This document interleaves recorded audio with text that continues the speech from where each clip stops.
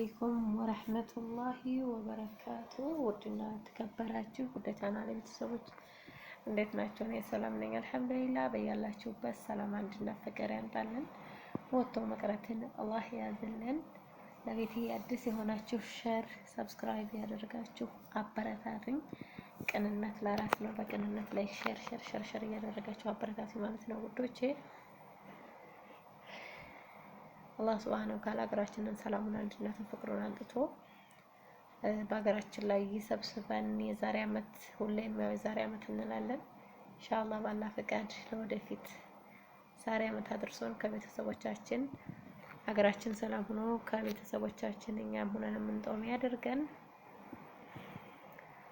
ውዶቼ። አይከፈልበትም። ሰብስክራይብ ካታደርጉ ቪዲዮን የምታዩ እንደው ምን ይከፈልበታል? ሰብስክራይብ አድርጉታው፣ ግን ምንም እኮ አይከፈልበትም። ሼር አድርጉልኝ ኢንሻአላህ። ነገ ሰኞ ነው እንግዲህ ከቻላችሁ ደግሞ ያልቻላችሁ ደግሞ ዱአ አድርጉ። ረመዳን እንግዲህ ነገ ሰኞ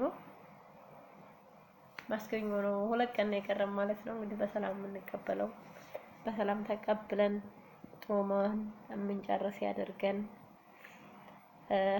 አላህ። ረመዳን ሲገባ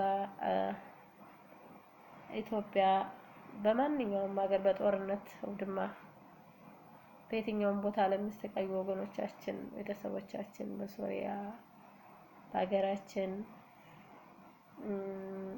በየትኛውም ቦታ በአሁኑ ሰዓት ጦርነት የሌለበት የለም። በሱዳን፣ በፍለስጢን፣ በሶሪያ በማንኛውም ቦታ ጦርነት አለና ለአንደው ሰላሙን፣ አንድነቱን፣ ፍቅሩን አልቶ